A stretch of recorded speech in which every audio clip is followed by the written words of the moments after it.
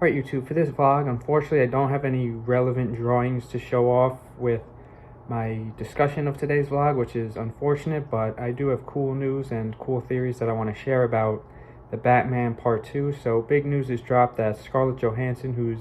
a very big name actress, has been in many franchises, and one of them that I know the most is the Marvel Cinematic Universe as Black Widow. And she's supposedly joining the Batman Part 2 cast, and I have a couple theories on the character she's most likely playing. But before I do, I need to say that I heard, rumors, and, rumors are just rumors, that Emma Stone was originally going to be the role that Scarlett is taking. So that does raise some interesting theories. And the first and, most likely, and the character I think she would be best as is Poison Ivy, which I know is a little bit of a cliche, but I also think it could be super cool because, the city's underwater, which I think would be a big motivation for Ivy's sort of goals as a villain and sort of almost an anti-hero kind of villain. So that could definitely be cool to see. And my second theory on the character is that she's replacing the next Catwoman, which is kind of odd because we saw Zoe is not returning for the Batman Part 2, but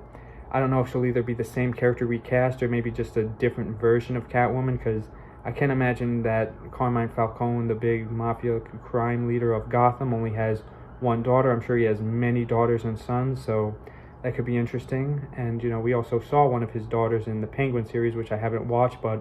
I just remembered that Falcone does have a big family, so it's another option. And option 3, and that I think would be the coolest option, but maybe not my favorite, would be her being the Phantasm villain, which admittedly I'm embarrassed to say I have not seen Batman Mask of the Phantasm, but heard nothing but stellar things, that it's the best Batman animated movie, and many even say the best Batman movie period, even more than The Dark Knight, which is quite impressive. But personally I think they're sort of different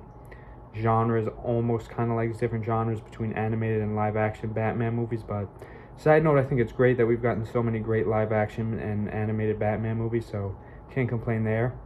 But I think whatever the case is, that Scarlett will definitely be playing an interesting character. And another character she might play is Vicky Vale, which personally is my least favorite because Vicky Vale is a boring character in my opinion, and I think it would be much cooler to see her as either Poison Ivy or the Masked Phantasm character, or of course another version of Catwoman. But either way, if it's Poison Ivy or the Phantasm, that sort of brings the otherworldly and sort of sci-fi fantasy-like version to what seems like a somewhat realistic Batman. Like, there's a lot that happens in the Batman, honestly, that I think is the furthest thing from realism, but I feel like a lot of those things that are like unrealistic about the Batman are sort of just unintentional or just general movie things.